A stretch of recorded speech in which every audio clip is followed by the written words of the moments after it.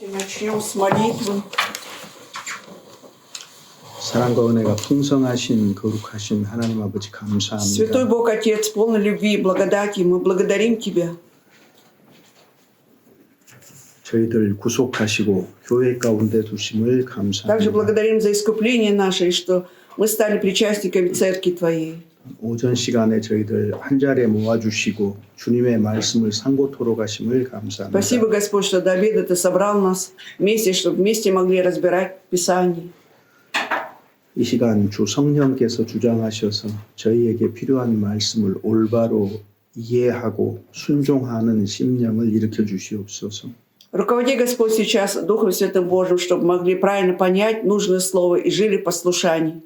우리를 구속하시고 부활하신 주 И 예수 во имя искупившего 이름으로 нас и воскресшего Господа Иисуса возносим эту молитву. 성경 읽기 전에 До того, как читать Писание, то есть разбирать. 질문 하나 정리하고 넘어갑시다. Давайте мы разберемся с одним вопросом и пойдем дальше.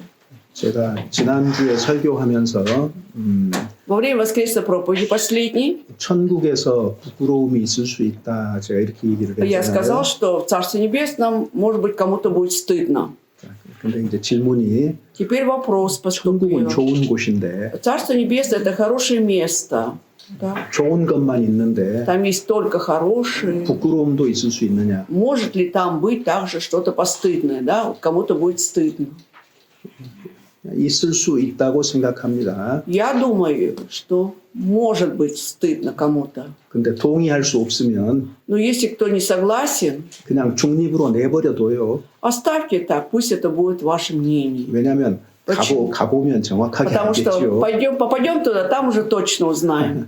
그게 제 Хорошо. 답입니다. Вот такой ответ я хотела 근데 бы 이제 дать. 성경을 한번 찾아보자고요. Но давайте все же найдем 여러분 одно место. 천국에 간다고 해서 다 똑같은 게 아니잖아요. А то, что попадем мы в Царство Небесное, да, мы не будем все в равном положении там. Так? 요한계시록 22장. Откровение Иоанна, 22 глава, 요한계시록 22장 12절. 12 стих, 22, 12.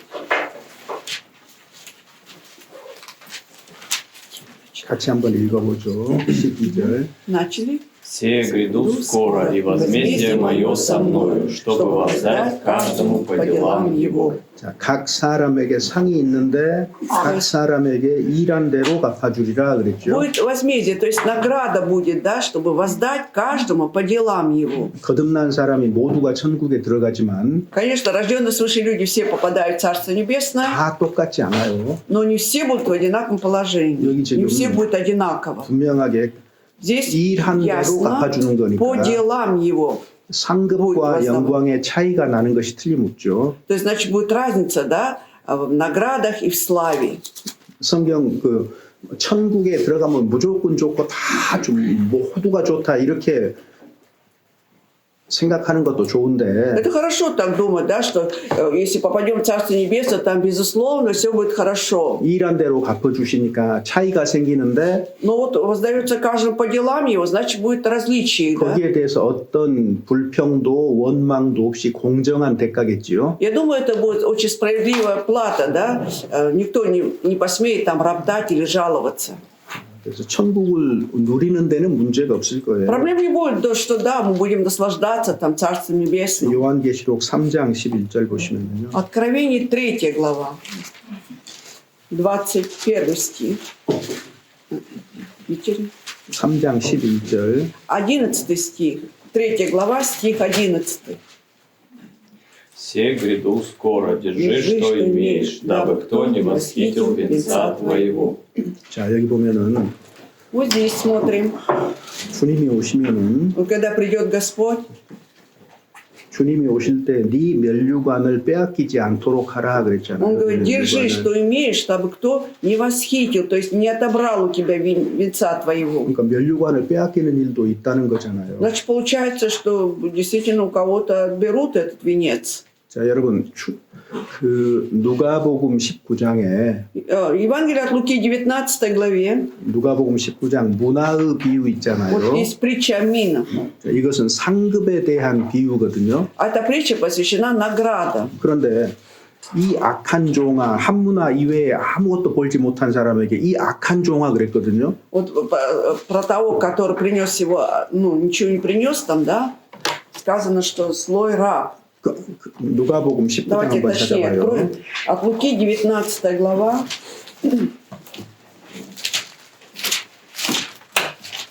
누가복음 19장 От Луки глава 19.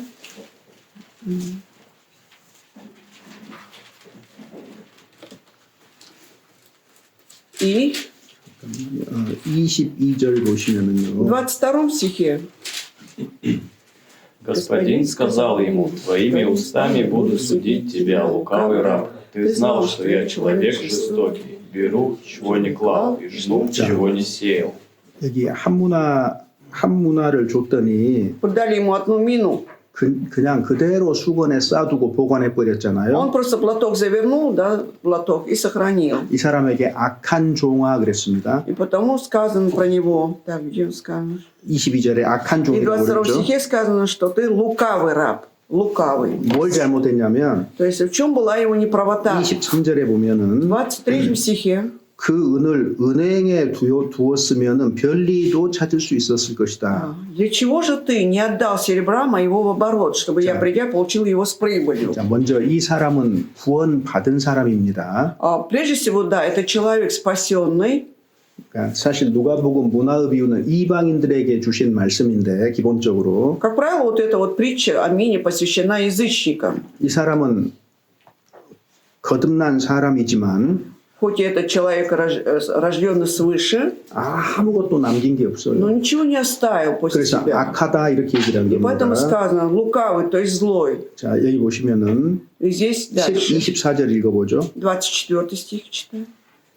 И сказал предстоящим: «Возьмите у него мину и дайте имеющему 10 мин». 한 문화를 빼앗겼지요. Вот отобрали одну мину. 자, 그런데 아까 네 면류관을 빼앗기지 않도록 하라 그랬잖아요. еще 지금 там 같은 내용이에요. И содержание похоже, да, как бы тебя не восхитили, то есть не забрали вот этот вот венец. 근데 여기 보면 이 사람이 또 이제 구원 안 받은 사람이니까 그렇죠 이렇게 말하는 사람들이 있는데 Есть люди, которые говорят, ну он же не спасенный был, поэтому ничего не принес. 그 성경 잘못 이해한 겁니다. Это неправильное понимание тогда Библии. 달란트 비유에서 한 달란트 받은 사람하고 여기 한 문화 받은 사람은 달라요. То есть здесь есть различие, да, что притча о талантах, который получил один талант, да, и 자, как 여기 здесь одну мину. 문화의 비유에서는 누가 문제가 생기는 거예요? В данной притче о мине у кого была проблема? 그냥 단순하게 Это не просто 한 문화를 빼앗아서 열 문화 있는 자에게 주라 그러고 возьмите у него мину и дайте имеющим 10 мин. 26절에 И в 보면은 26 стихе, 있는 자는 받겠고 없는 자는 그 있는 것도 빼앗기리라 что 그랬잖아요. всякому имеющему дано будет, а у неумеющего отнимется и то, что имеет. 분명하게 이런 일이 있지요. Да явно же это будет там. 자, 그다음에 이 사람들이 왜 구원을 받았냐면 И почему мы считаем этих людей спасенными? 27절 보세요. 27 стих. Читаю. «Врагов же моих, тех, которые не хотели, чтобы я царствовал над ними, приведите сюда и избейте предо мною». 형벌은 누구에게 있습니까? То есть наказание у кого будет? 한 문화를 쌓아둔 사람에게 형벌이 있는 것이 아니죠. То есть наказание будет не у того, который сохранил одну мину, ничего не принес. 예수를 왕으로 받아들이기 싫어하는 사람들이죠. Речь идет о людях, которые не хотели принять Иисуса как царя. 저 원수들을 이리로 끌어다가 내 앞에서 죽이라 그랬잖아요. Что врагов же тех моих приведите сюда и избейте передо 이때 мной. 심판받는 사람이 한 문화를 보관한 사람이 아니잖아요. 지금 다른 То есть 사람이잖아요. получается, это не тот, который сохранил одну мину, да? 자, 근데 마태복음 25장 한번 А 봐보세요. теперь откроем от Матфея 25 глава.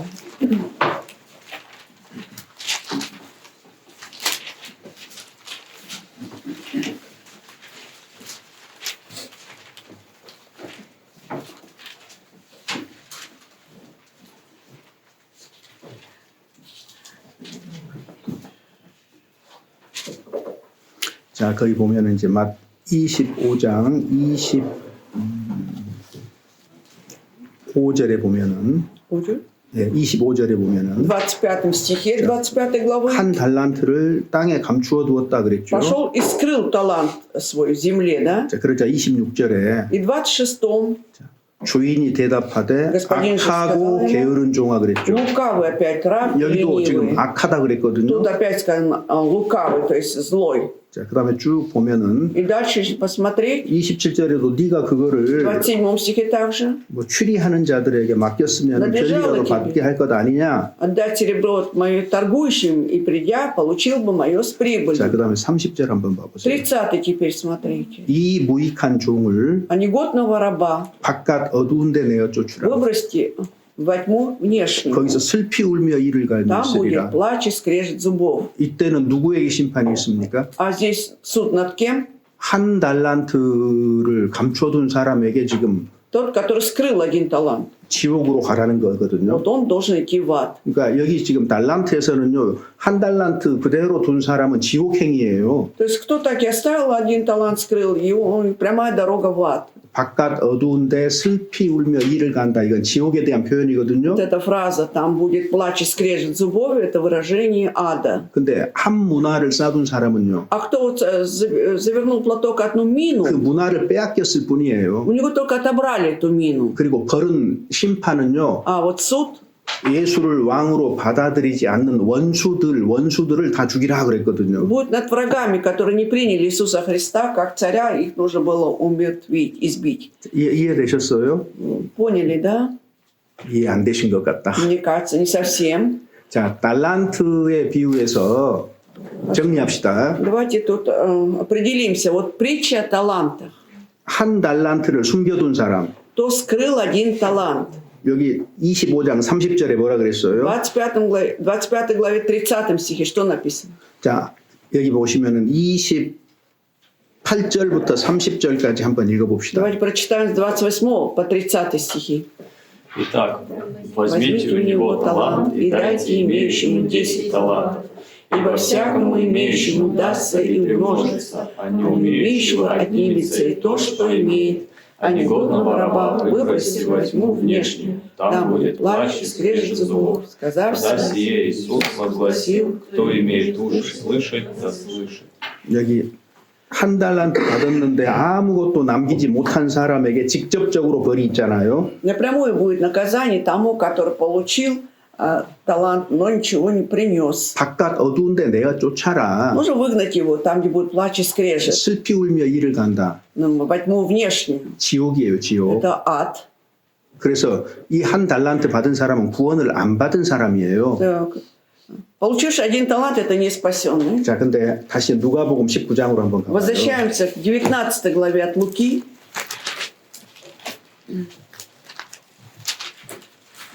누가복음 19장에 19 главе от Луки.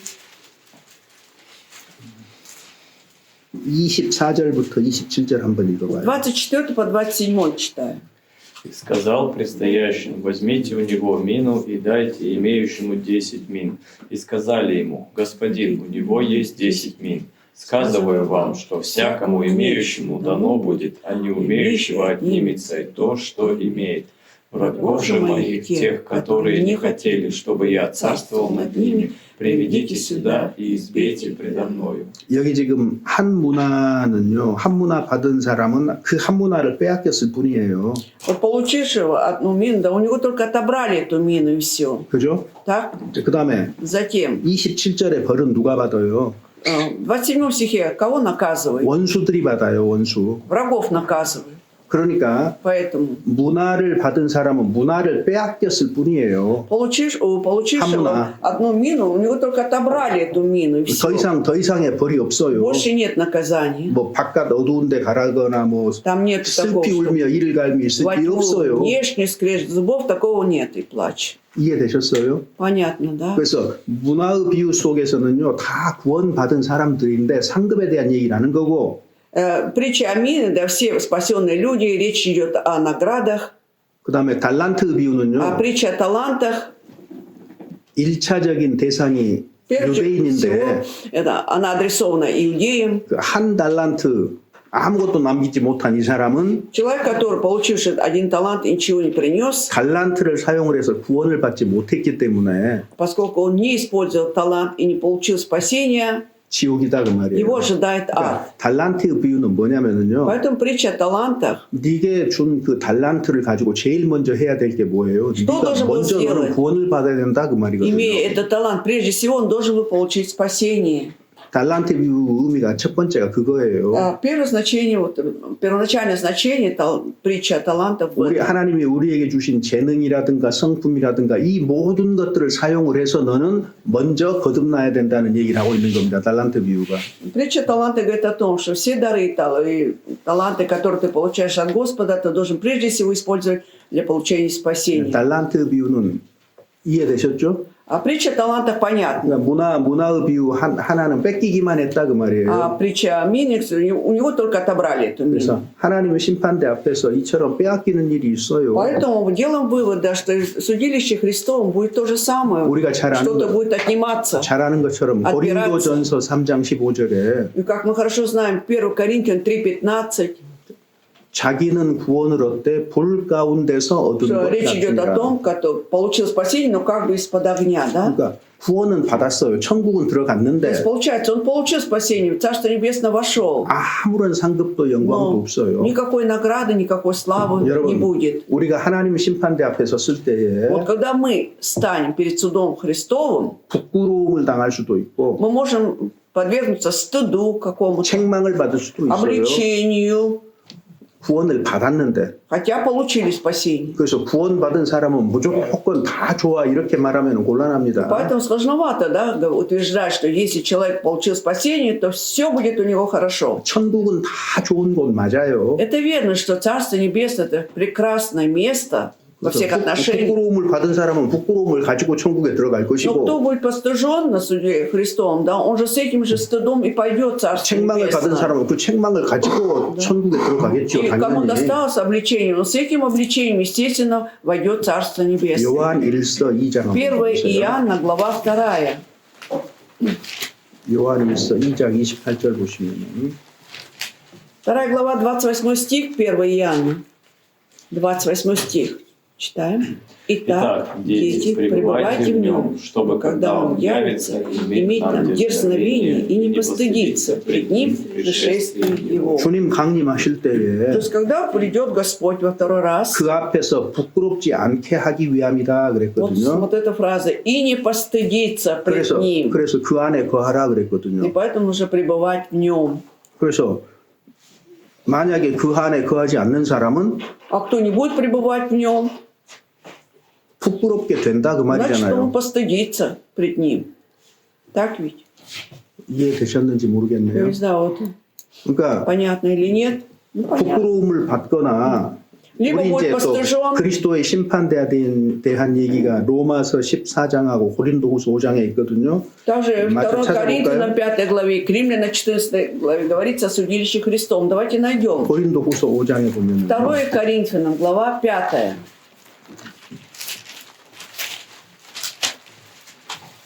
10절에 보면은 В 10 стихе.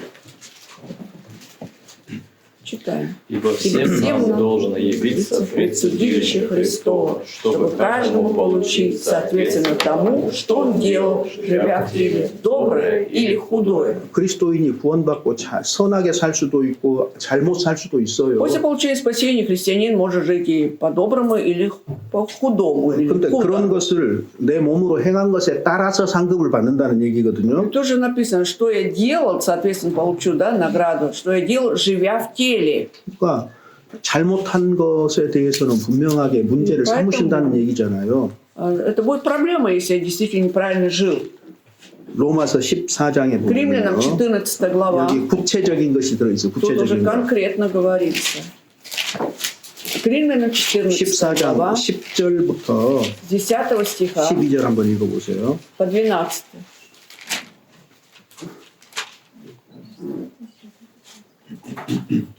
А ты что осуждаешь брата Брата твоего, или ты что унижаешь брата твоего? Все мы предстанем на суд Христов.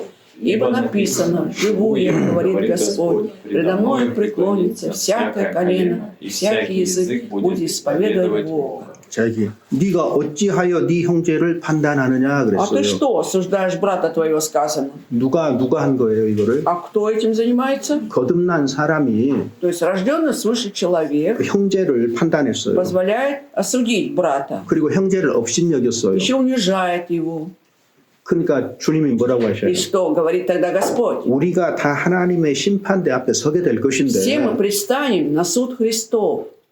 모든 무릎이 내게 꿇을 И всякое 것이고 колено преклонится предо мною. 모든 혀가 하나님께 И всякий 자백하리라. язык будет исповедовать Бога. 우리 각인이 자기를 하나님께 직접 고할 것이다. И так каждый из нас за себя даст отчет Богу. 그럼 여기서는 지금 뭐예요? 1차적으로 형제를 판단하고 업신여긴 문제를 가지고 네가 하나님 앞에서 직접 네 혀로 네가 얘기하게 될 것이다. Значит, то, что ты 이거잖아요. осуждал брата или унижал своего брата, да, ты своим языком будешь исповедовать напрямую перед Богом. 하나님의 심판대를 그리스도인들에게 주셨습니다. То есть Бог дал вот этот суд Христов для христиан. 왜 이걸 А для 주셨을까요? чего дал этот суд Христов или судилище? 구원받은 사람일지라도 Даже если это спасенный человек, 악한 세상 가운데서 혹은 교회 안에서 주의하면서 주님 뜻대로 살아가기를 원하시기 Бог 때문이에요. хочет, да, чтобы человек жил по воле Божией в этом лукавом мире или в церкви. 그리고 그 행실에 대한 책임이 있는 И 겁니다.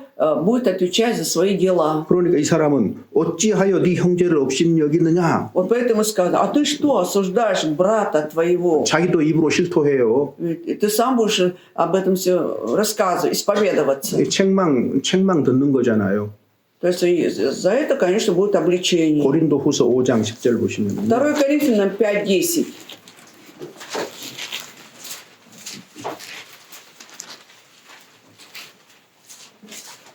10절 읽어보겠습니다. 10 стих читаем. Ибо всем нам должно явиться пред судилище Христово, чтобы каждому получить соответственно тому, что он делал, живя в теле, доброе или худое.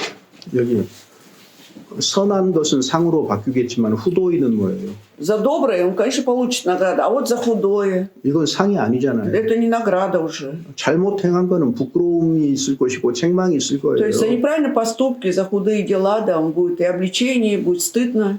그러니까 우리가 주님 앞에 설 것을 주의 깊게 생각을 하고 살아야 Поэтому мы 됩니다. должны жить, да, очень внимательно, думая о том, что всем нам предстоит стоять перед судьей Господом. 요한계시록 20장에 보면 В 20 главе книги Откровения 악인들도 벌에 차등이 있어요. также у нечестивых, да, будет вот это различие в наказании.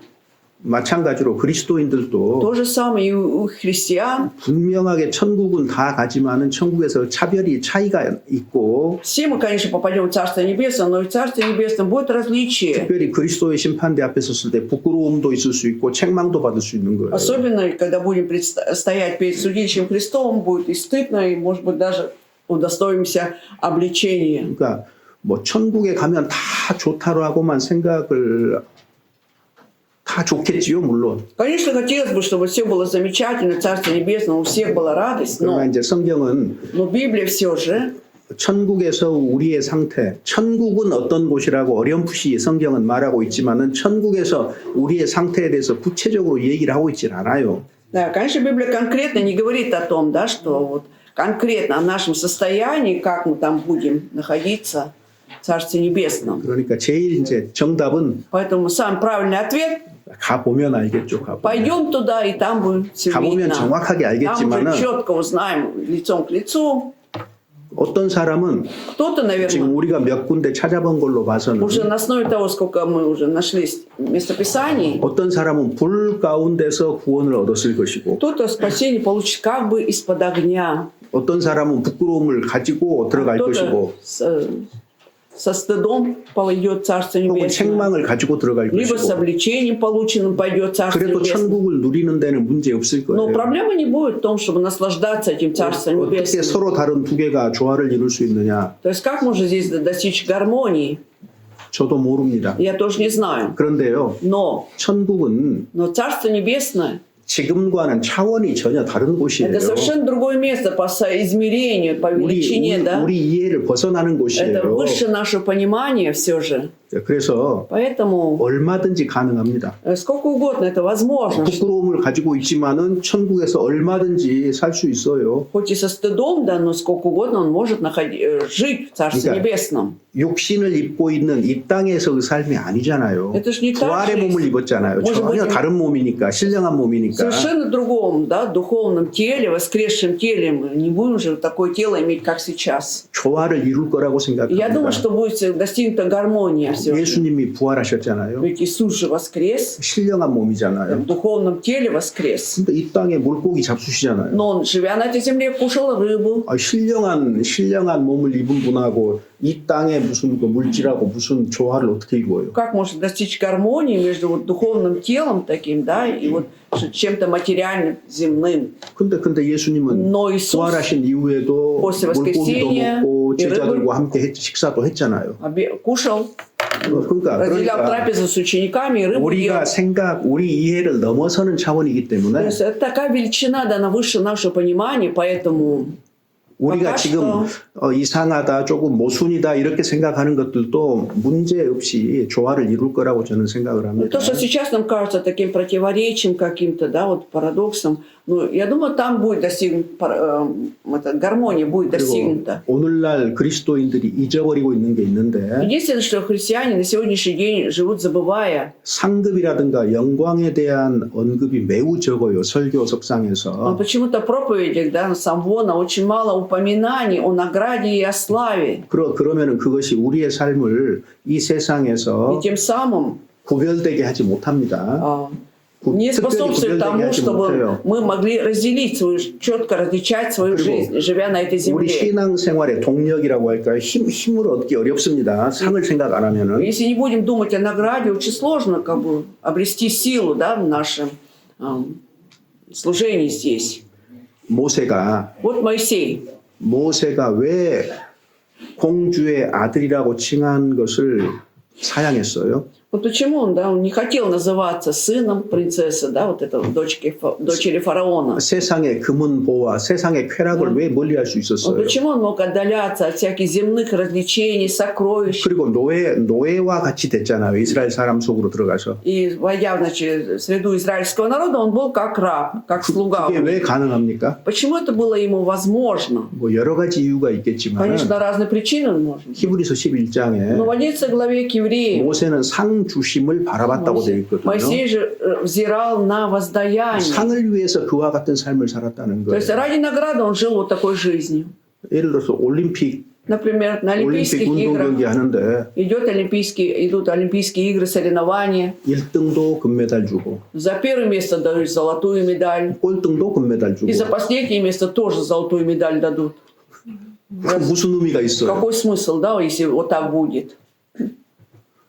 Поэтому 고린도전서 15장에 1 Коринфянам 15 главе, 우리가 부활의 몸을 입을 때요 когда мы облечемся в воскресшее тело, 영광이 다 다르다고 했잖아요. скажет, что иная слава будет у всех. 한번 찾아봅시다. Давайте 고린도전서 найдем. 15장. 1 Коринфянам 15 глава.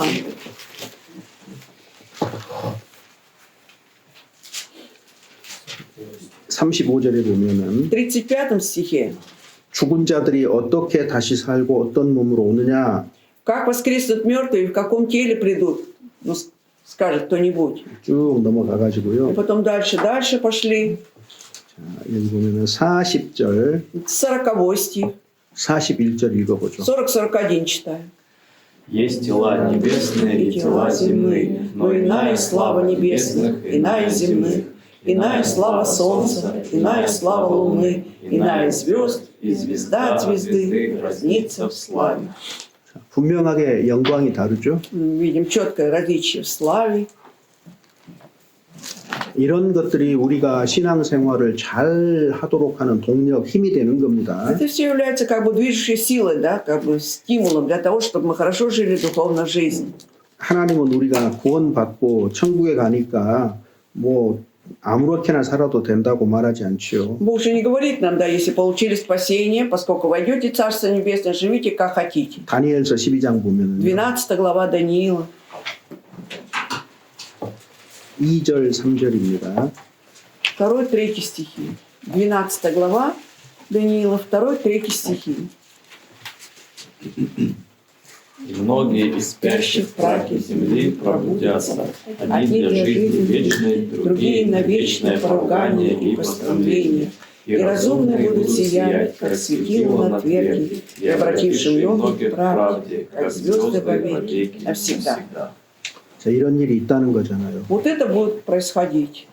그래서 신앙생활을 잘하는 것이 중요한 거예요. Поэтому очень важно для нас жить хорошо духовной жизнью. 상 받는 것이 중요한 거고요. Потому что очень важно получить там награду. 제자들이 И ученики, 서로 하나님 보좌 가까이에 앉으려고 다투기도 했잖아요. помните, ссорились из-за того, что хотели каждый сидеть рядом с троном Господа. 근데 그거는 하나님의 소관이라고 예수님이 그렇게 얘기하셨고. Но Бог говорит, что это прерогатива Божья. Иисус сказал так. 그래서 Поэтому 부끄러움을 얻고 천국에 들어가는 사람이 없어야 되겠는데 그런 사람도 있기 때문에 이런 말을 하는 конечно, 거예요. хотелось бы, чтобы не было таких людей, которые со стыдом пойдут в Царство Небесное. Но, видимо, есть такие случаи, поэтому и сказано. 지금 찾았던 말씀들은 대체적으로 전부 다 거듭난 사람들에게 해당되는 То, что мы 말씀을 находили в 찾았거든요. местописании, в основном касается рожденных уже свыше людей. 자, 그래서 보통 교회에서 Обычно в церкви 천국은 좋은 곳이라고만 얘기를 해요. говорят только о том, что Царство Небесное – это хорошее место. 틀리지 않습니다.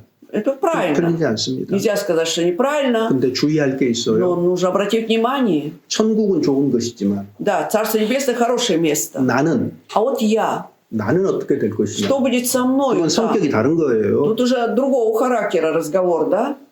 어떤 사람은 Кто-то 큰 영광을 얻을 사람도 있고 получит большую славу там, 어떤 사람은 작은 영광을 а 얻을 кто-то, 수도 кому-то 있고 достанется маленькая такая слава. 어떤 사람은 아무것도 없는 사람도 있을 것이고 А есть люди, будут такие, которые ничего там не получат. 불행히도 그런 그런 차이가 생기는 Вот эта 겁니다. разница будет там.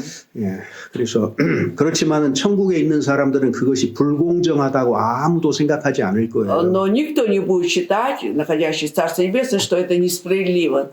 그 공평하다고 받아들여요. Они это спокойно примут, что да, справедливо. 오히려 всё 하나님을 это. 찬미해요. Наоборот, будут славить Бога. 그 뭐죠? 거지 나사로와 부자 얘기에서 Вот о богаче и нищем Лазаре притча. 부자가 불 가운데서 고민한다 그랬잖아요. Потому что написано, что богатый, находясь в огне, мучился. 근데 Да? 자기 고통에 대해서 한마디도 Но нет 불평하거나 слова. 원망하지 않고 당연하게 Ропота 받아들이잖아요. и жалобы за свои страдания, да, он воспринимает как естественно наказание. 천국에서 우리의 상황, 형편이 각각 다를지라도 Может быть, в Царстве Небесном, да, у каждого из нас ситуация, обстоятельства будут совсем разные, будут различаться все 어떤 это. 불평이나 원망은 없을 Но 거예요. я уверен, что не будет там никакого ропота и жалобы за несправедливое какое-то. 어찌됐든 정확한 것은 Оценку 그냥 несправедливую. 성경의 몇몇 구절을 보면서 우리가 생각하는 것이고 Одно мы даже четко знать, да, что основываясь на нескольких местописаниях из Библии, мы пришли к такому размышлению. 가보면 정확하게 안다. Но опять-таки нужно как попасть туда, там уже четко будем знать. 하여튼 변명할 이거 가지고 변론할 필요는 없는 И 것 не думаю, что стоит из-за этого дискутировать, из-за этого вопроса. 예, 들어가시고요. 아마 그간에 다른 어떤 모임 교회 다닌 경험이 있는 사람들은 Мне кажется, кто был из другой миссии, может быть, там они 이런 учили. 이런 얘기를 들어본 적이 없었을까요? 천국은 그냥 마냥 좋기만 하다고 이렇게 생각했을까요? Считали ли там, что Царство Небесное это безусловно только хорошее место, радость? 그쪽이 너무 지나치게 강조되고 있는 것 같은데 А мне кажется, вот там как раз перегибали немножко палку. в этом 그거 плане. 맞아요. 그거 맞는 Это 얘기입니다. да, правильно. 그런데 Но 나는 а вот я, вот 거듭난 каждый, 나는 나의 Надо 상황은 думать о 각 себе. 사람이 다 달라요. да, вот я рожденный свыше, у каждого будет по-своему там, да, с наградой и славой. 그러니까 자기 삶에 대한 책임을 지는 Поэтому 겁니다. будем отвечать каждый за себя, за свою жизнь. 구원받은 이후의 삶입니다. Как я жил после получения спасения. 예, 그렇게 하시고 이사야 성경 봅시다. Открываем книгу Исаии. 이사야 성경 안 하고 싶었는데 В принципе, я не очень хотел эту книгу разбирать. 분량이 하도 많아서 потому что там большой объем. 그래도 많은 분들이 Ну, 원하신다고 я 하니까 думаю, многие хотят, поэтому 살펴봅시다. будем исследовать, рассматривать эту книгу. 1절부터 1장 1절부터 Первая глава с 1 стиха по 9절까지입니다. 9. Видение Исаии, сына Амосова, которое он видел об Иудее и Иерусалиме в дни Озии, Иоахама, Ахаза, Иезекии, царей иудейских. Слушайте небеса и внимай земля, потому что Господь говорит: «Я воспитал и возвысил сыновей, а они возмутились против меня». Волк знает владетеля своего, и осел ясли господина своего, а Израиль не знает меня, народ мой не разумеет. Увы, народ грешный, народ, обремененный беззаконием, племя злодеев, сыны погибельные, оставили Господа, презрели святого Израилева, повернулись назад. Во что вас бить еще, продолжающий свое упорство? Вся голова в язвах, и все сердце исчахло. От подошвы ноги до темени головы нет у него здорового места. Язвы, пятна, гноящиеся раны, не очищенные и не обвязанные, и не сверченные елеем. Земля ваша опустошена, города ваши сожжены огнем, поля ваши в ваших глазах съедают чужие. Все опустело, как после разорения чужие. Я стала честь Сиона, как шатер в винограднике, как шалаш в огороде, как осажденный город. Если бы Господь Саваоф не оставил нам небольшого остатка, то мы были бы тоже, что Содом, уподобились бы Гоморе. 별로 뭐 어려운 것 없죠. Ну что-то там сложного тут нет, да? 그냥 글자 기록된 그대로 Буквально как 내용입니다. написано, мы должны понимать. 이제 먼저 이거 알아둡시다. Но прежде всего давайте вот это узнаем. 구약 성경의 애언서는요. Вот пророческие книги в Ветхом Завете. 분명하게 어떤 역사적인 상황 속에서 애언을 한 거예요. Там пророчества шли, да, находясь четко в каком-то историческом событии. Да? Среди исторических событий были пророчества. 그런데 Но 그 시대를 넘어서 미래를 내다보고 있다는 겁니다. 미래를 말하고 Но, 있다는 тем не 거예요. менее, да, выходя за рамки вот этой эпохи, речь идет также о будущем. 이게 애언서의 특징이거든요. Это особенность пророческих книг. 그 시대를 말하지만은 Говорится вроде бы о какой-то эпохе, но 그 시대를 넘어서 미래를 바라보고 있다. выйдя из этой эпохи, пророчествуется о будущем. 그다음에 또 한 가지는요. А еще одно. 선지자들은 Пророки 초림과 재림 사이에 있는 교회 시대를 보지 못했습니다. они не смогли увидеть церковь, которая находится между первым и вторым 그래서 пришествиями. 교회 시대에 대한 얘기가 없다는 Поэтому 거예요. нет рассказа о церкви. 그러니까 예수님의 초림에 대한 애언도 있고 재림에 대한 애언도 Пророчество 있는데 есть о первом и втором пришествии Иисуса, 그 사이에 있는 교회 시대를 보지 но то, 못한 что 거예요. между ними есть церковь, они не увидели. 그러니까 이런 겁니다. Следующее. 자, 여기 이제 제가 여기 서 있는데 Вот я тут стою, 앞쪽에 낮은 산이 있고 а впереди, значит, какой-то холм такой 그다음에 그 низкий, 뒤에 조금 더 높은 산이 а потом 있어요. уже чуть повыше гора. 자, 그럼 여기서 내가 뭘 보는 И 거예요? отсюда что я могу увидеть там? 작은 산의 봉우리도 볼 수 있고 큰 산의 봉우리도 볼 수 Я 있죠. могу увидеть вершины вот этого холма и вершину высокой горы. 근데 볼 수 없는 게 뭐예요? А что я не могу увидеть? 두 산 사이에 있는 골짜기는 Вот 안 эту 보여요. долину между двумя горами не вижу я. 자, 무슨 얘기 하시는 줄 알겠죠? Поняли, да, чем я? Что я хотел 그처럼 сказать? 교회 시대를 보지 То 못합니다. же самое. Пророки не смогли увидеть время церкви. 베드로전서 1장 여기 Оставьте 잡아두시고 закладку 1 Петра, 1 глава. 베드로전서 1장 10절에서 12절 1 Петра, 1 глава, с 1 по 12 стихи. Мадяй? 예, 예. С 1 по 12. Читай. 1장 10절입니다. 10 только стих один. 아니 12절까지 10절부터 12절까지. А с 10 по 12. К всему-то спасению относились изыскания и исследования пророков, которые предсказывали о назначенной вам благодати, исследуя на которое и на какое время указывал сущий в них Дух Христов, когда Он предвозвещал Христовы страдания и последующую за ними славу. Им открыто было, что не им самим, а нам служило то, что ныне проповедано вам, благовествовавшим Духом Святым, посланным с небес, во что желают проникнуть ангелы. 자, 여기 보면은 Итак, мы здесь видим, 구원에 대해서는 вот что касается спасения, 선지자들도 부지런히 성경을 살피고 연구를 했다 그랬죠. относится изыскание, исследование пророков, да, они усердно этим занимались, 근데 정확하게 알지 못했다 그 말이에요. но четко они не знали. 그래서 복음은 Поэтому благая весть 12절에 보면은 по 12 стиху. 성령을 힘입어 복음을 전하는 자들로 이제 너희에게 구한 것이요 그랬거든요. 12절에. Так, 12 стих. Им открыто было, что не им самим, а нам служило то, что ныне проповедано вам благовествовавшим Духом Святым. 복음은 교회 시대의 사도들을 통해서 비로소 모습을 드러낸 То 거예요. есть впервые, да, вот Евангелие открылось через служение вот этих апостолов в новозаветное время. 그래서 복음은 신약 시대에 그 사도들을 통해서 계시가 된 То 겁니다. есть Евангелие было открыто в новозаветное время через апостолов, в их время. 구약 시대에는 감추어져 있었던 거예요. А в ветхозаветное время оно было сокрыто.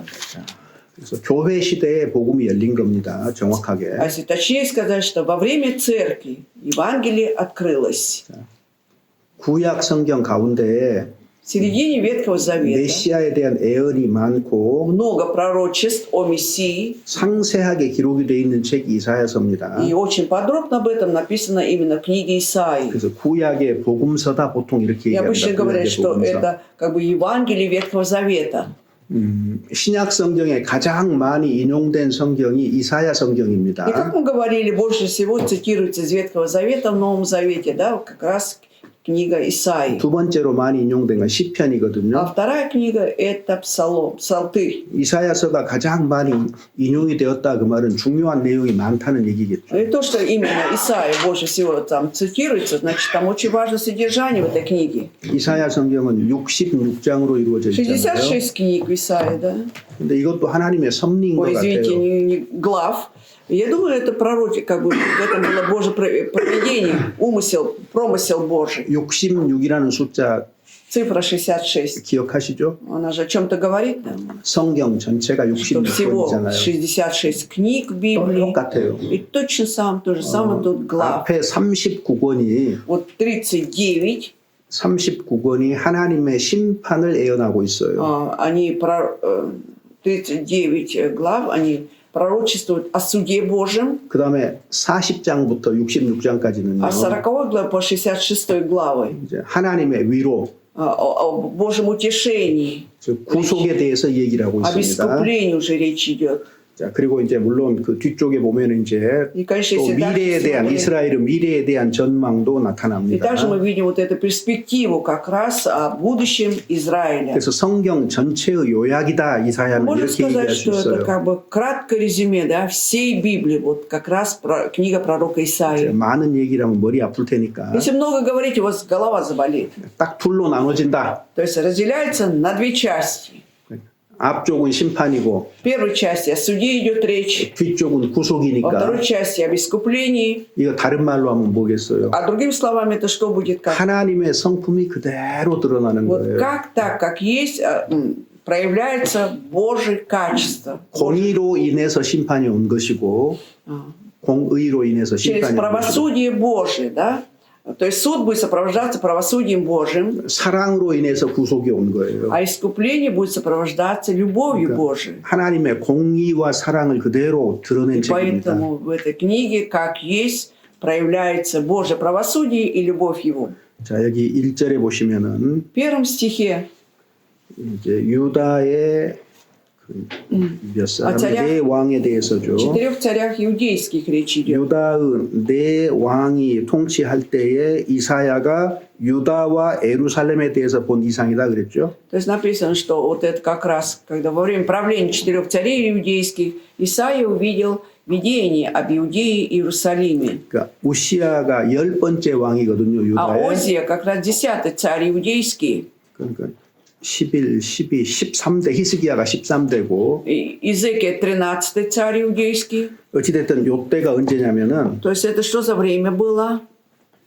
우시야가 왕이 된 것이 739년이에요, BC. В 739 году до Рождества Христова Озия стал царем. 그다음에 히스기야 통치가 끝날 때가 680년이거든요. А в 680 году заканчивалось правление 그러니까 Езекии. 약 60여 년 동안 이사야가 애언한 것을 적은 И 거예요. поэтому то, что в течение, 시대적으로는 по эпохе, если взять, в течение 60 лет Исаия пророчествовал. 자, 근데 이사야라는 말이 무슨 말이에요? А что 이사야. означает слово Исаия?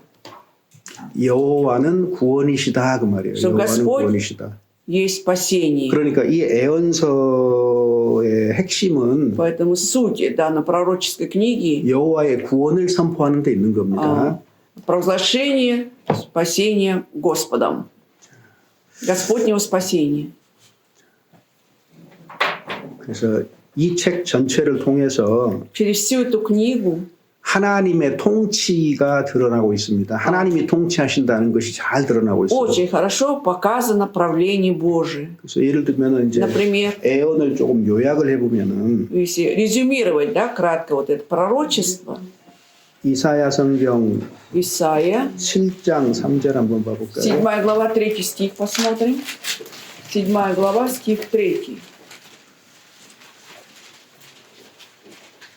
И сказал Господь Исаии: «Выйди ты и сын твой Шеар-Ясуф навстречу Ахазу, к концу водопровода верхнего пруда, на дорогу к полю бибильничему». 여기 스알 야숲 있잖아요. Вот упоминается Шеар-Ясуф. 이거는 이사야의 아들입니다. Это сын Исаии. 그런데 스알 야숲이라는 말이 무슨 말이에요? А что означает Шеар-Ясуф? 여러분 성경에 별다른 뭐가 없는 것 같은데 색인이 없는 것 같은데 남은 자가 돌아오리라 그 말이에요. Это 남은 자가 означает, 돌아오리라. что остаток вернется. 남은 자가 Или 돌아오리라. оставшиеся вернутся. 하나님이 이스라엘에게 이사야에게 두 아들을 줬거든요. Бог дал двух сыновей Исаии. 8장 3절에 В 보면은요. 8 главе 3 стихе 8장 3절에 보면은 마할살렐 하스바스라 그랬죠. 아들을 낳고. вот сына родила, да, и нареки ему имя Магер Шелал Хашбас. 예. 노략이 신속히 이루어진다. 심판이 신속히 이루어진다 그 말이에요. Это имеется в виду, что суд быстро, скоро совершится. 그러면 이 두 아들 통해서 하나님이 이사야가 무엇을 말할지 충분히 이해할 수 있잖아요. Через имена этих двух сыновей, данных Богом, да, можно четко узнать, о чем же будет говорить Исаия. 18절에 보면 8장 В 8 главе 18절에 18 стихе читаем. Вот я и дети, которых дал мне Господь, как указание и предназнаменование в Израиле от Господа Саваофа, живущего на горе Сион. 이사야에게 두 아들을 주었는데 이것이 어떤 징조와 예표, 그림자가 될 것이다. То есть Бог дал двух сыновей, там, Исаии, да, они будут как бы предназнаменованием или признаками для Израиля. 마할살렐 하스바스 그러니까 Вот это вот имя Магер Шелал Хашбас, 심판이 곧 이룰 것이다. вот-вот будет суд, состоится суд. 그 다음에 또 하나 아들 스알야숲, Еще второй сын, вот этот Яс. 스알야숲인데 7장 3절에 В 7 главе 3 стихе, как его? Шар Ясуф, 남은 자가 그러나 돌아올 것이다. оставшиеся вернутся. 그러니까 심판만 말한 것이 아니라 위로도 소망도 Здесь 얘기해 мы 주신 видим, 거죠. да, что речь идет не только о суде, но как бы Бог дает надежду, утешает, что 그래서 вернутся они. 이사야의 이 두 아들의 이름을 통해서 사실은 이사야 전체의 메시지를 우리가 짐작할 수가 있어요. Мы можем догадаться через имена двух сыновей Исаии, в общем, о полном послании Исаии.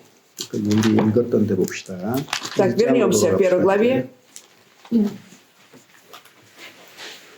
자, 하늘이여 들으라, Слушайте небеса, 땅이여 귀를 기울이라. и внимай 그랬죠? земля, написано. 하나님이 고발을 하는 겁니다. 유다를 고발하는 То 거예요. есть, как бы Бог, да, Богу 증인을 доносит, 삼은 거예요. 하늘과 땅을. вот приводит и небеса, да, и землю для того, чтобы обвинить Израиль. То есть, как бы обвинение идет на Израиль. 어떻게 고발하고 있습니까? Как идет обвинение? 내가 자식을 길렀는데 Что вот я воспитал и 그들이 나를 возвысил 거역하였도다. сыновей. Они возмутились против меня. 유다와 예루살렘의 불순종을 지적하는 То 겁니다. есть здесь 불순종. указывается на непослушание Иудеи и Израиля. 자, 그러면 불순종에 대한 하나님의 응답은 징계입니다. Ну как Бог отвечает за непослушание? Наказывай. 자, 5절에 보면은 В 5 стихе. 같이 읽어보죠. Читаем вместе. Во Во что вас бить еще, продолжающие свое упорство? Вся голова в язвах, и все сердце исчахло. 자, 너희가 어찌하여 매를 더 맞으려고 더욱더욱 패역하느냐 그랬죠. Что продолжаете свое упорство, вы хотите еще получить. 그러니까 그 전에도 크고 작은 징계는 있었어요. То есть, получается, до этого были наказания большие или 근데 маленькие. 매를 더 맞으려고 더욱 패역한다 그 А вы 말이거든요. что, опять проявляете упорство, хотите еще больше, чтобы вас били? 그러니까 하나님은 불순종에 대해서 반응하시는 분이에요. То есть мы видим, что Бог, да, реагирует на всякое непослушание. 징계와 심판으로 분명하게 반응하십니다. Четко Он реагирует 그 через 불순종이 깊어졌을 때에 наказание, да, и вот когда вот это послушание становится все глубже. 자, 3절에 보면은 В 3 стихе 소가 임자를 알고 Вол знает владетеля 나귀도 своего, 주인의 부유를 안다. и осел ясли господина своего. 근데 여기 이스라엘과 내 А вот 백성은 Израиль и мой народ не знают 자기의 меня. 주님이 누구인지조차도 깨닫지 못하고 Не 있다고 могут 말이에요. разуметь даже, кто является господином. 그래서 하나님이 4절에 이와 같이 판단한 겁니다. И дает поэтому Бог такое суждение в 4 стихе. 4절 같이 한번 Читаем 읽어보죠. вместе. Увы, народ грешный, народ обремененный беззаконием, племя злодеев, сыны погибели, оставили Господа, презрели святого Израиля, повернулись назад.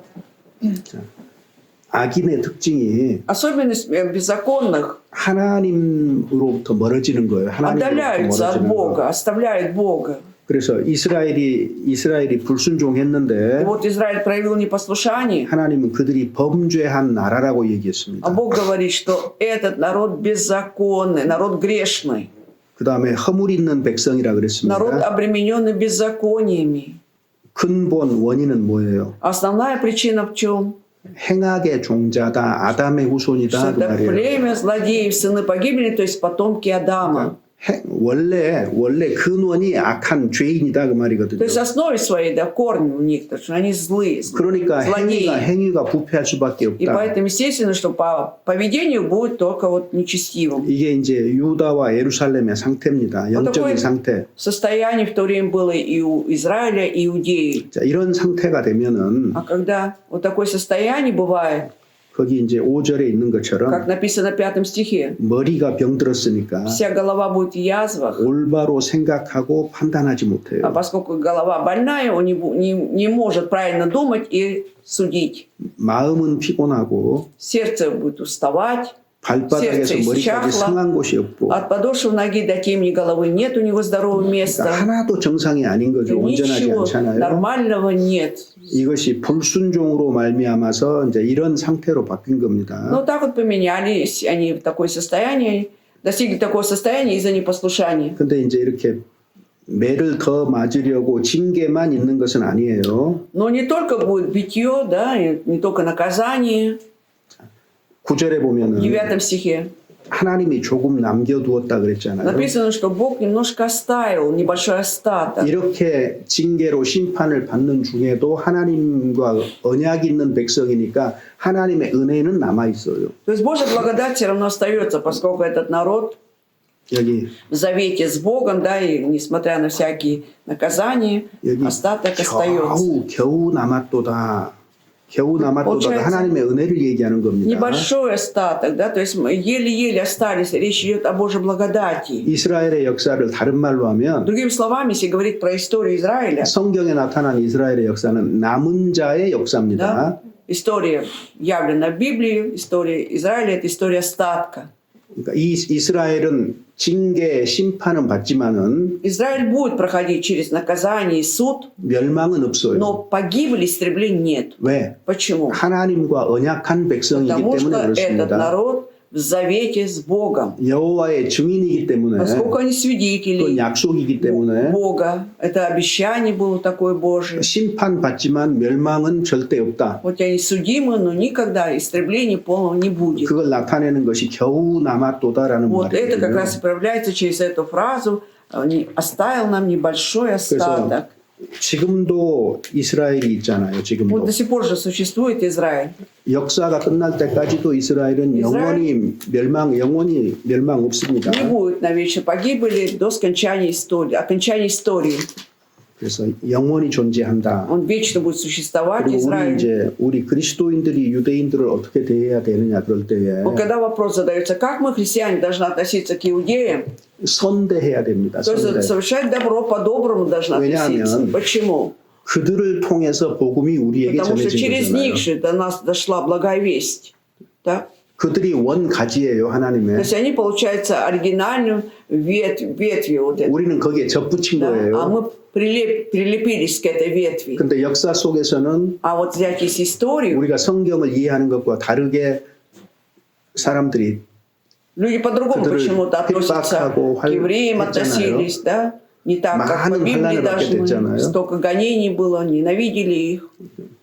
그것도 징계지만 Это тоже было своеобразное наказание, но 우리 시대에는 в наше время 그들을 선대하고 нужно 귀하게 к 여기는 게 ним 맞는 по-доброму 겁니다. к ним относиться и ценить их. Это будет правильно наше 네. отношение, 그들에 대한 하나님의 역사가 아직도 남아있기 потому 때문에 что еще 그렇습니다. история и отношение к ним, да, она еще осталась. 보통 루터라든가 Если взять Лютера обычно, 칼빈이라든가 칼빈아, 카톨릭이라든가 католиков, 모두가 유대인들을 все они 박해했거든요. гнали иудеев, преследовали. 이유는 단 한 И 가지. только по одной причине, 메시아 예수 그리스도를 그들이 죽였다는 что 이유 вот они 때문에. убили Мессию Иисуса Христа, вот обвиняли его 그리고 их в этом. 그들에 대한 하나님의 뜻은 더 이상 없다.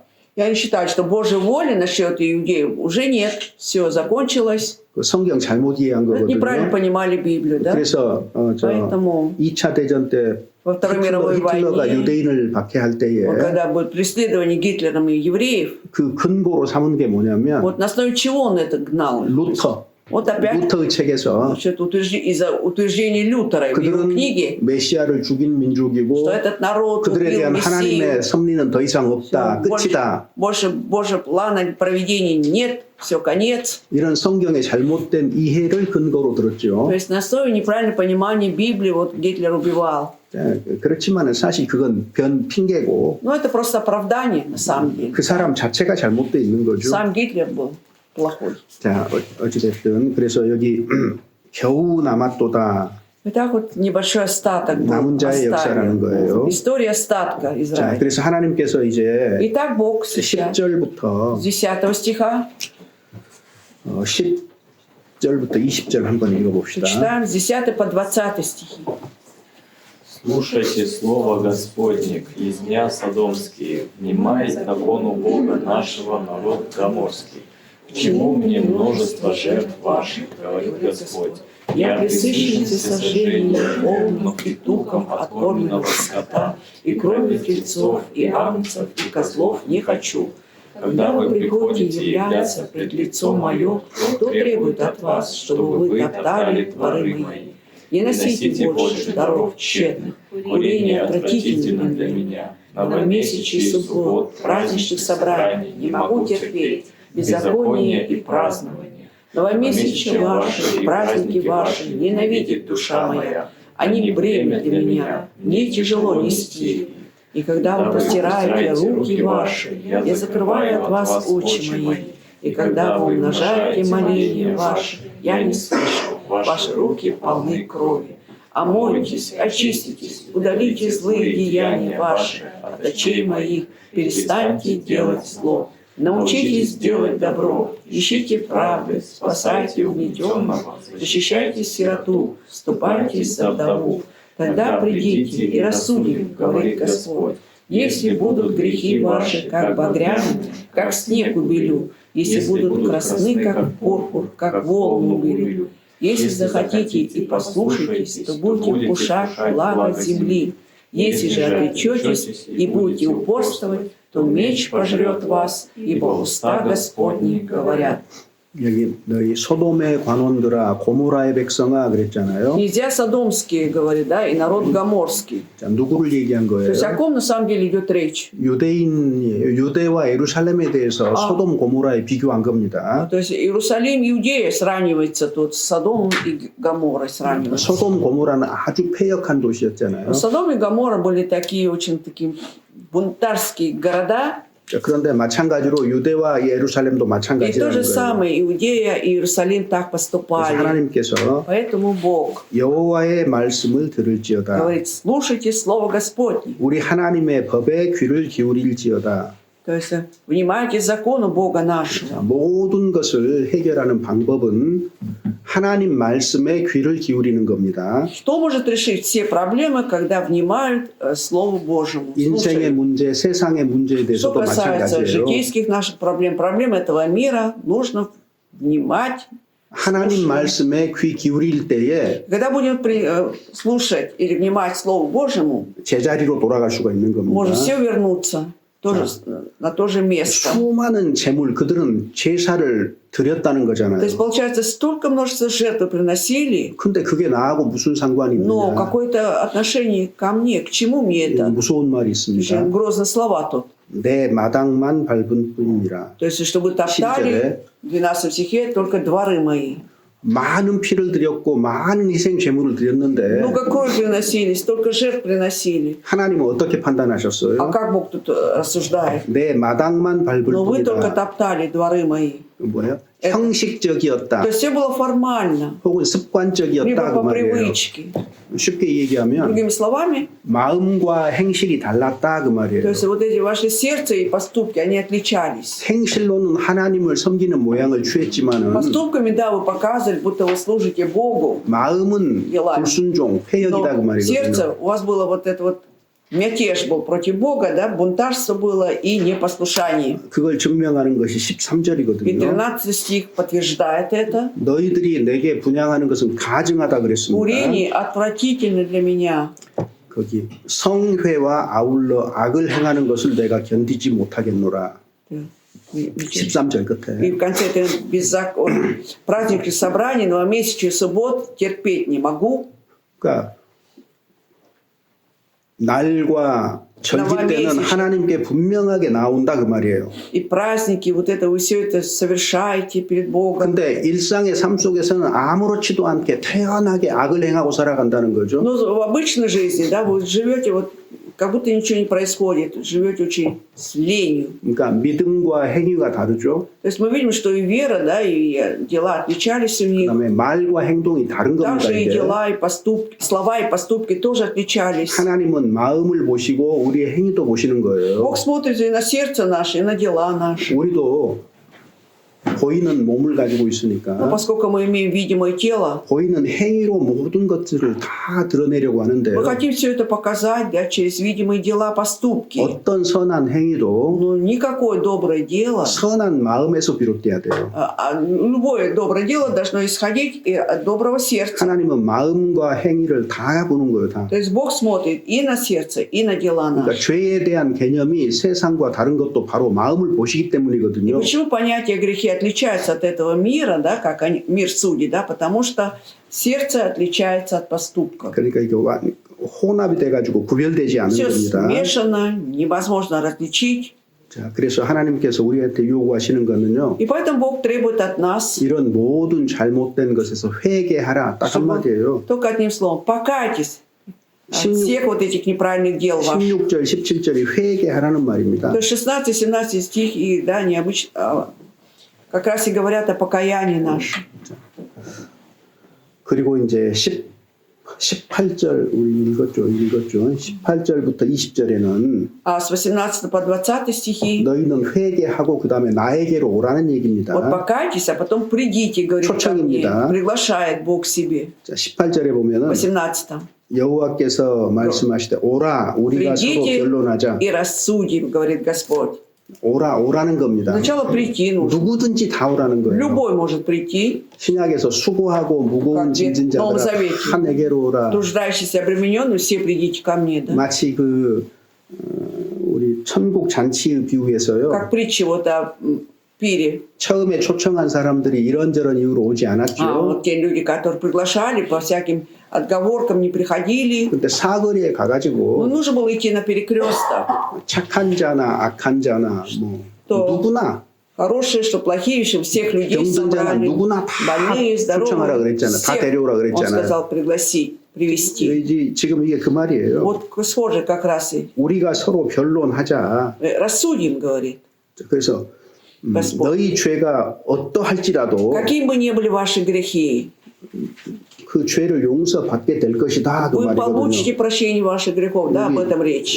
18절이 복음이에요. В 18 стихе благая весть. 다시 한번 읽어볼까요? Еще раз прочитаем. Тогда придите и рассудим, говорит Господь. Если будут грехи ваши так багряны, как снег убелю, если будут красны, как пурпур, как волны. 어떤 사람들은 자기 죄가 큰 것은 알아도 Они осознают свой большой какой-то грех. 하나님의 은혜가 더 크다는 사실을 모르는 사람도 있어요. Но есть такие люди, которые тем самым не понимают, что при этом большая благодать 자기 Божья. 죄가 너무 크기 때문에 자기는 구원을 받을 수 없다고 포기하는 사람들이 있다 그 Есть люди, 말입니다. которые сдаются, да, вот отказываются от получения спасения, считая, что у них слишком большой грех. 그렇지만 어떤 죄라도 하얗게 된다는 것은 용서된다는 Но 얘기죠. любой грех Бог убелит, да, получается, что значит Он прощает. 그래서 오라고 얘기를 Итак, Он 했습니다. говорит, придите.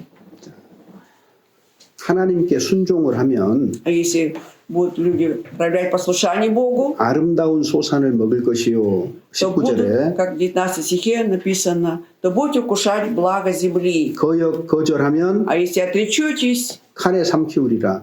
то меч пожрет вас. 그러니까 항상 하나님은 공의를 실현을 То есть мы 하시는데 видим, как Бог всегда, да, совершает правосудие. 순종하고 돌아오는 사람에게는 선을 베푸시지만 За послушание, кто вернется, его ожидает благо. 끝까지 고집하는 사람은 아, 반드시 심판하신다 그 До конца 말이거든요. будет упрямиться, непременно будет суд Божий. 자, 그다음에 이제 21절부터 21 стиха 끝까지 21절부터 24절까지 한번 по 읽어봅시다. 24 сначала прочитаем. Как сделалась блудницей верная столица, исполненная правосудия. Правда обитала в ней, а теперь убийцы. Серебро твое стало из галь, вино твое испорчено водою. Князья твои — законопреступники и сообщники воров. Все они любят подарки и гоняются за мздою. Защищают сироты, и дело вдовы не доходит до них. Посему говорит Господь, Господь Саваоф, сильный Израиль: «О, удовлетворю я себя над противником моим и отмщу врагам моим». 그러니까 지금 유다 사회 속에서 공평함도 없고 의리도 없다는 То есть, 거예요. получается, нет правды, нет правосудия в обществе Израиля. 은이 찢기가 되었다. 포도주에 물이 섞였다. 모든 것이 혼합이 되어 있다 그 말이에요. Все испорчено водой, вино твое испорчено водой, это значит, все смешалось там. 신앙 생활할 때 하나님이 싫어하는 것 중에 하나가 혼합이거든요. 혼합. Когда мы живем в духовной жизни, Богу не угодно, вот когда идет смешение, да? 이방인과 함께 멍에를 Когда 매지 말라. не оставайтесь под одной ярмо с язычниками, 세상과 그리스도인이 하나가 될 수는 что 없어요. христиане и этот мир не могут быть 뭐든지 единством. 섞이고 혼합이 되는 건 하나님이 가장 싫어하는 겁니다. То есть больше всего Богу не угодно, когда все что-то смешивается. 아론이 금송아지를 하나님이라고 섬겼을 때에 Но когда Аарон служил вот этому золотому тельцу, да считая, что это Бог, 그들은 하나님을 믿었잖아요. они верили ведь в Бога, да? 근데 혼합됐어요. Но смешались. 아무 형상이든지 섬겨서는 안 되는데도 소의 형상을 가져다가 Знаю. 하나님을 섬기는 것하고 섞었잖아요. Что никакому образу нельзя служить, но они вот это золотого тельца считали, что это Бог, и служили ему. 소는 당시에 이제 телец? 애굽의 신이죠, Это 우상이죠. был тогда в то время, он был идолом, Богом в Египте. 항상 섞이는 거 Вот когда всегда смешивает с чем-то, 싫어하십니다. это не угодно Богу. 뭐 어떤 다른 종교의 무엇을 가져다가 기독교하고 섞을 수도 없잖아요. Невозможно что-то смешать, да, из другой религии взять что-то и смешать с христианством. 그건 우리하고 거리가 먼 얘기 같고 Это вообще далеко от нас. 우리하고 거리가 가까운 거는요. А что близко к нам, 세상의 풍속과 Да. 내 삶을 섞는 когда 거예요. мы смешиваем свою Христовиной жизнь, да, 삶을 섞는 거. христианскую жизнь, смешивая с обычаями этого мира. 그런 건 많습니다. И много этого бывает. 적지 않습니다. Немало их. 여러분 교회 안에 Смотрите, вот церкви, любви.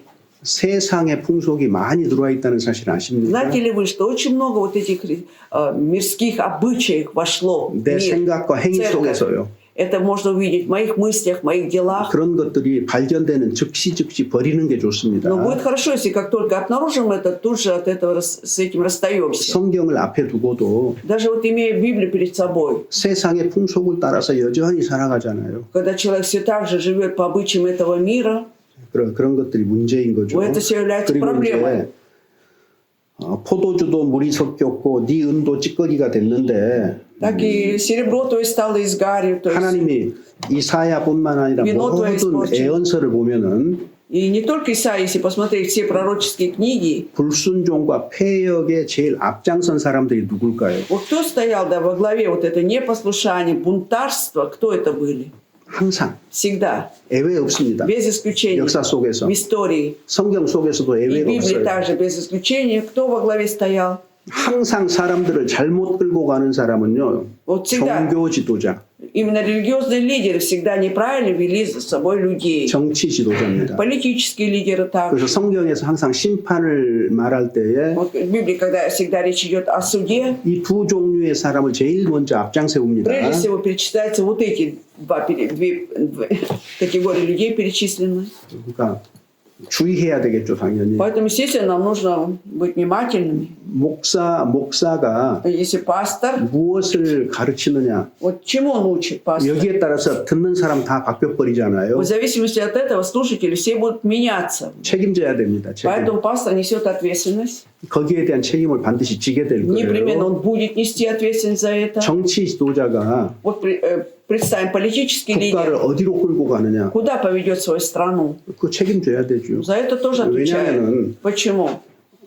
정치 지도자는 하나님과 관계가 없다고 사람들이 많이 생각을 하는데 Люди обычно думают, да, что политический лидер не имеет никакого отношения к Богу, 모든 통치자는 다 하나님의 손에서 납니다. но все руководители, они от рук Божьих. 하나님의 뜻대로 как? 통치하라는 책임을 받은 거예요. То есть им 하나님의 велено вот эта 뜻대로. вот ответственность, да, все равно править по воле Божией. 근데 Они 세상의 должны. 정치가들 중에서 하나님의 뜻대로 통치하는 사람을 만나기가 Но среди 어렵거든요. политических деятелей, да, мировых, сложно увидеть людей, которые действительно правили бы по воле Божьей. 자기 지식과 자기 생각을 따라서 Они применяют свои знания, свои мысли, 이 권세가 하나님께로부터 왔다는 것을 인정하지 но не 않거든요. хотят признавать, что эта власть ведь пришла к ним от Бога. 이게 문제고 Проблема в этом.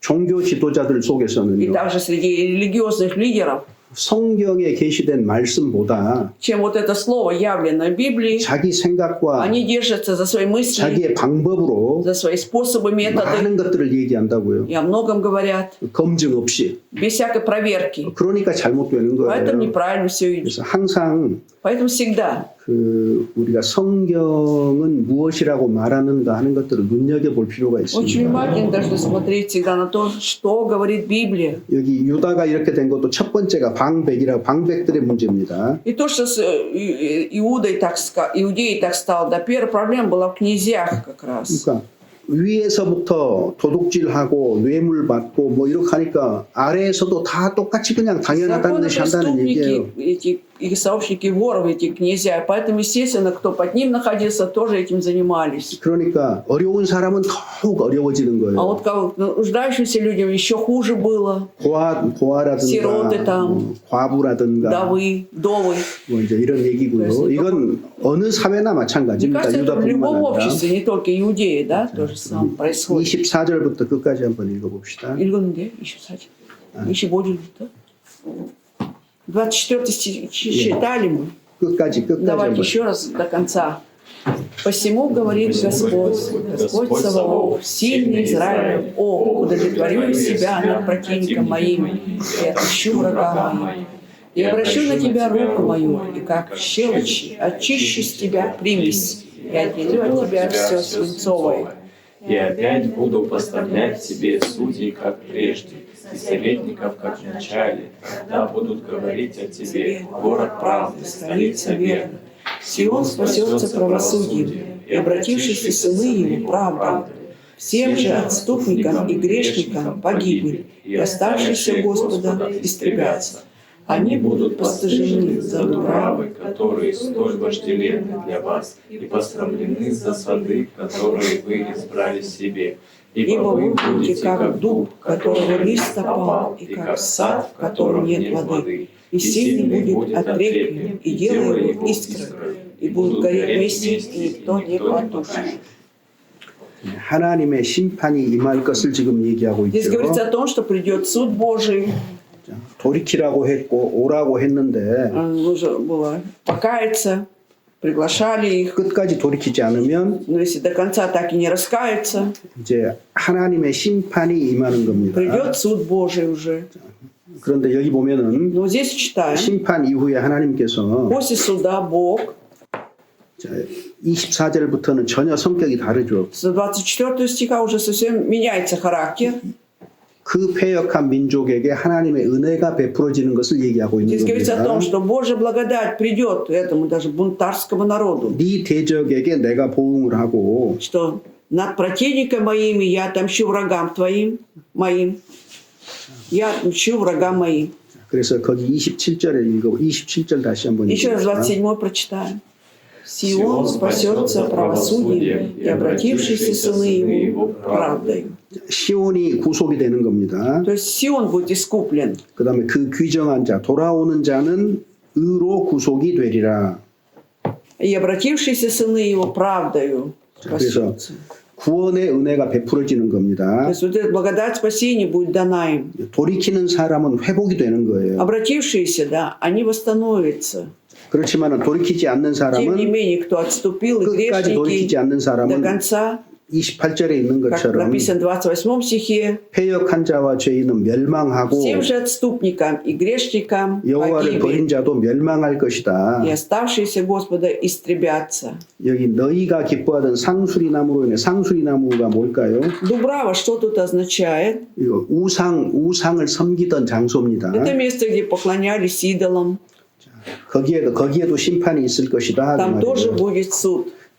그래서 아무리 강한 사람이라도 이 하나님의 심판을 결단코 벗어나지 И 못할 как бы сильные 것이다. не были, никто не сможет обойти этот суд Божий. 그러니까 여기 지금 1장의 흐름을 보면은요. То есть, если посмотреть на все течение первой главы, 하나님이 하늘과 땅을 증인으로 삼아서 Бог призывает в качестве свидетеля небеса и землю 이스라엘의 패역을 얘기를 и 하시고 говорит об отступлении Израиля 돌아오라는 и 겁니다. просит вернуться, 회개하라는 겁니다. чтобы покаялись 그 они. 사람에게는 И этому человеку 구원이 되시겠다고 지금 이렇게 будет 얘기를 하는 дано 겁니다. спасение. Вот об 그래서 этом идет 이게 речь. 이사야 성경 전체의 요약입니다. Это очень краткое содержание, наверное, всей книги Исаии. 근데 이거를 이제 나라의 적용, 유다라는 나라의 적용을 1차적으로 하지만 Но в первую очередь это применяется к такому царству, как Иудея, 이걸 한 개인에게 적용할 수 но 있어요. можно это применить к одному человеку. 그러니까 타락한 이스라엘의 모습은 결국은 타락한 한 인간의 모습인 Ведь 거죠. облик падшего Израиля в итоге это образ одного человека падшего. 5절, 6절에 보면은요. В 5-6 стихах 머리가 병들었고 вся голова в язвах, 마음이 и 피곤했고 все сердце исчахло. 발바닥에서 머리까지 성한 곳이 От 하나도 подошвы 없이 다 터져 ноги 있어요. до темени нет ничего здорового. 자, 그런데 이게 완전히 이런 상태, 이 죄인의 모습이에요. Это полностью, да, образ грешника. 이것을 회복할 수 있는 방법이 뭐예요? Каким же образом можно вот это все восстановить? 18절에 있는 Как 것처럼 написано в 18 стихе. 하나님께로 나아오라 그 Прийти нужно идти 말이거든요. к Господу надо. 그러면 너희 죄가 깨끗하게 시킬 Придите, 것이다. рассудим, и грехи ваши вот, очищу, уберу. 그래서 구원을 받을 때에 То есть, когда получаем 이 спасение, 모든 문제가 다 вот 풀리는 эти все 겁니다. 해결되는 вопросы 겁니다. решаются, так ведь, все эти 그래서 проблемы. 27절에 이 27 공평으로 стихе 구속이 되고 시온 그 спасется 귀정한 자, правосудием. 돌아오는 자는 의로 구속이 된다 И 그랬잖아요. обратившиеся сыны его спасутся или искуплены будут 그럼 어떻게 правдою. 되겠어? 머리가 나아요. И тогда голова будет исцелена, 마음이 살아요. и сердце будет 발바닥에서 머리까지 оживиться. 온 완전하게 삶이 바뀐다 그 От подошвы 말이거든요. ноги до темени, да, вся жизнь уже изменится. 그래서 머리, 마음, голова, 온 сердце, 몸까지 всё, 완전한 삶의 полностью. 변화가 구원을 받을 때 뒤따라오는 Все 겁니다. тело, да, например, сейчас будет уже совершенная жизнь, а это будет, за спасением все это последует. 그래서 인생의 해결책이 뭐냐? Как же решить проблему жизни, жизненную проблему? 죄를 회개하고 Покаяться в грехе, 하나님께로 돌아가서 구원받는 것이다. обратиться к Богу и получить спасение. 그럼 한 나라가 그렇죠. 회복이 되는 건 뭐겠어요? Хорошо, а вот чтобы одно царство или одна страна 마찬가지죠. восстановились, что? 죄를 То же самое. 회개하고 Должен покаяться в грехе 하나님께로 돌아가서 и обратиться к Богу. 무엇이 의로운 것인가를 И чтобы и понять, что же такое праведность. 하나님의 구속을 받아들이는 В чем 거예요. заключается 대대적으로. праведность, да, из рода в род, чтобы 그 나라가 잘 될 거예요. 그 나라가. чтобы принимали искупление Божие, и тогда эта страна или царство будет процветать. 그래서 사실은 이사야 성경 1장 자체가 성경 전체의 그 가르침을 요약하고 있다 이렇게 말할 수 있습니다. Книга Исаии, она очень кратко говорит о всей книге Исаии. 그래서 우리가요 이 1장을 통해서 알아야 되는 게 Что мы должны знать через первую главу? 하나님이 어떤 분이시냐 하는 걸 알아야 돼. Мы 하나님이 должны 어떤 знать, 분이시냐. какой у нас Бог.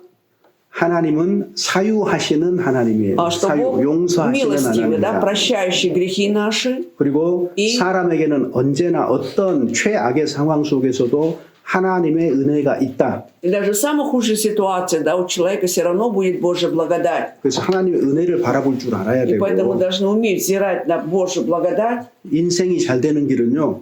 А чтобы преуспевать в этой жизни, 하나님 말씀에 순종하는 겁니다. это будет послушным Слову Божьему. 그 사람은 И этот человек 하나님의 뜻을 분별하고 может различать волю Божью 구별된 삶을 и 살겠죠. будет жить отделенной жизнью. 그 사람은 똑같이 Этот человек 사람들에게 오라고 얘기할 수 있어. 오라. тогда то же самое может говорить людям: придите, 마치 사마리아 요한복음 4장 사마리아 여인이요. как Иоанна 4 главе, как самарянка. 와 보라. Как сказал: придите, посмотрите. 이렇게 한 것처럼요. То же самое 우리는 и мы 사람들에게 오라고 말할 수 있는 인생이 되는 겁니다. в этой жизни уже сможем сказать людям: придите, послушайте. 예, 오늘 여기까지 하십시다.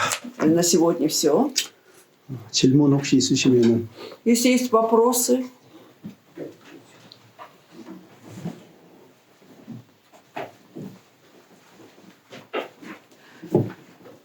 우리가 교리를 알 필요 어떤 교리를 지나치게 강조하지는 않는데 конечно, мы не подчеркиваем, да, какие-то значимость каких-то учений, доктрин. 칼빈이즘 첫 번째 원리가 Но 뭐냐면요. первый принцип кальвинизма кто знает? 하나님 사람은 전적으로 타락했다. Что человек полностью пал, да? 그래서 하나님을 알 수 없다. Поэтому он не может познать Бога. 근데 그게 Но 틀렸어요. это ж неправильно. 그게 틀렸어요. Это неправильное суждение. 사람은 전적으로 타락했지만 Да, у человека полное падение у человека, 여전히 하나님을 알 수 но все 있다. так же он может узнать о Боге, знать о 그 Боге. 로마서 1장 как 19절 римлянам. 20절에 나와 있잖아요. В первой главе, 19-20 стихах. 이 얘기를 하는 거는 Почему об этом идет речь? 전적으로 타락했으니까 Они говорят, что вот полностью человек пал, 하나님을 믿을 능력이 없으니까 поскольку нет у него способности верить Богу, 하나님이 주권으로 전적으로 나한테 이 믿음을 뭐? 줘야 된다는 거예요. сам по своему суверенному праву должен дать мне эту веру. 그러니까 그 방향으로만 설명을 해요. И вот если вот в таком направлении только объясняют, 근데요, 성경은 ну а Библия же, 회개하고 он 복음을 говорит: 믿으라. покайтесь и уверуйте Евангелие. 믿을 능력이 있으니까 믿으라고 Да? 하는 Почему 거예요. так сказано уверуйте Евангелие? Потому 그래서- что есть сила уверовать. 우리 구원 문제에 있어서 Поэтому, что касается вопроса нашего спасения, 하나님이 전적으로 믿게 해주시는 거 맞는데 это верно, что Бог, да, всесторонне помогает нам уверовать, 그렇게만 말하면 안 돼요. но нельзя только на этом 내 останавливаться. 편에서도 믿어야 되는 거예요. Получается, с моей стороны, я должен тоже 그리고 поверить. 더 좋은 메시지는요. А если лучше еще послание, 하나님이 믿게 해주신다보다 더 좋은 메시지는 우리 лучше 사람들이 послание. 믿으라고 말하는 게 더 좋은 거예요. чем то, что вот Бог поможет тебе уверовать, сказать людям: уверуйте. 네가 스스로 믿어야 된다고 이렇게 강조하는 것이 사람들에게 해당하는 말이 되는 Ну, как 겁니다. раз соответствует нам, да, говорить людям: вы сами уверуйте. 복음 전할 때 전부 그렇게 돼 있어요. Когда благовестие идет, да, обычно так и говорят. 하나님의 일은 하나님께 맡기고요. То, что Бог должен делать, ему поручаем. 사람 편에서 해야 될 일을 하면 되는 겁니다. А нам нужно делать то, что человек со своей стороны должен делать. 자꾸 그 혼선이 빚어지는 것 같아서 Мне 제가 кажется, вот это 얘기드립니다. там все время перемешивание идет или смешение понятий, поэтому 예, 기도합시다. давайте помолимся.